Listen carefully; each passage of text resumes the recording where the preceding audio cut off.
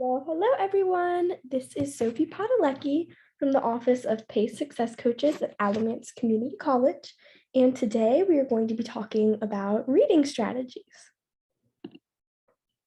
So before we talk about different strategies, I wanted to go over some different types of texts and different types of reading because a lot of people want to approach different types, different genres in different ways. So the first academic genre we have are textbooks. And this is just an intro or overview of an academic discipline. I'm pretty sure everyone's read a textbook. The purpose is to explain established knowledge, and how to read is the PSAR method. I'm not sure if this is pronounced SAR, but I'm just going to say PSAR for this video, which I'll explain later. It's a great reading strategy. The next genre we have are scholarly articles. So these are research studies and reviews, critiques, usually in peer-reviewed journals. The purpose is to explain new ideas or research.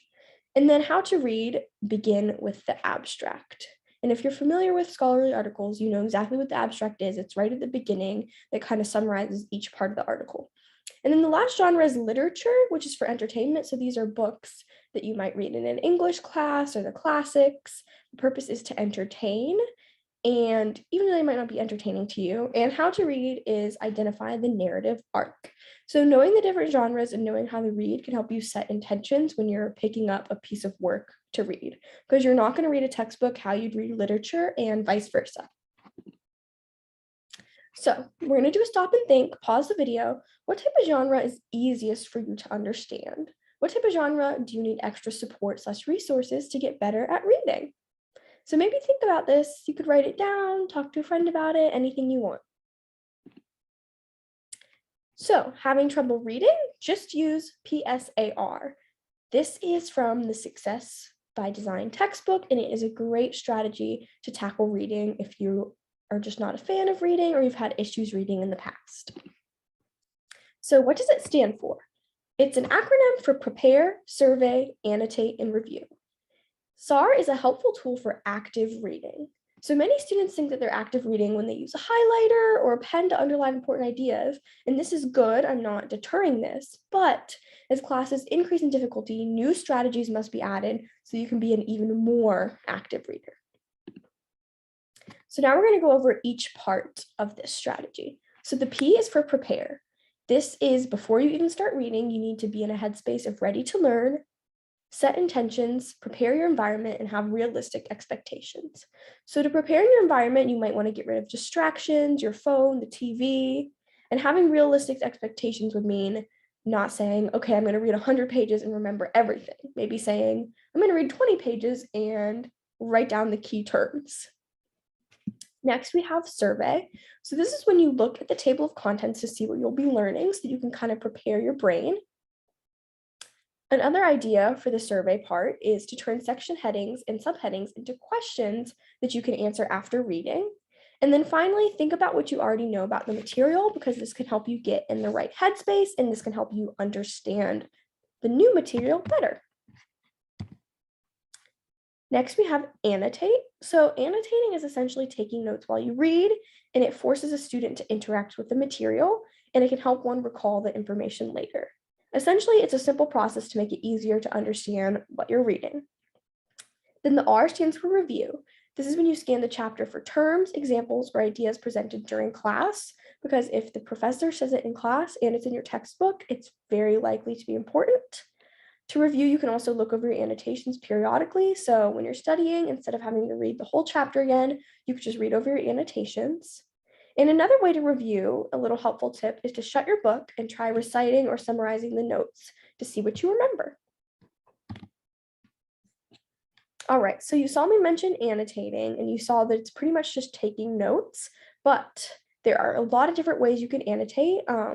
This chart is from page 221 in the Success by Design textbook, but I just wanted to talk about it because I think it's really helpful. So first column, noting important information.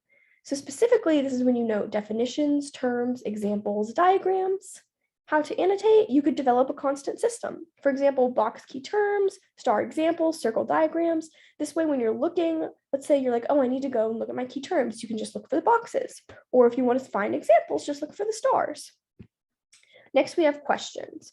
So a good way to annotate is to write down questions you have as you read.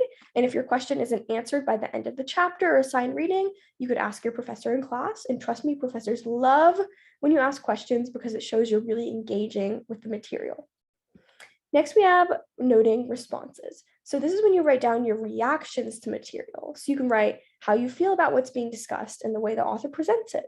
And I really like annotating responses because it helps me remember a lot more if I can make kind of an emotional or real life connection to something. And then finally, at the end, you can note conclusions. So specifically, after you read a section or a paragraph, you can write down a little brief summary. And this is just a few words or sentences per section that summarize the main ideas. And again, when you're in the review part of the PSAR method, instead of reading the whole chapter and reviewing, you can just read your brief summaries. All right, so now we've gone over that really helpful reading method. We're going to go over some common reading problems.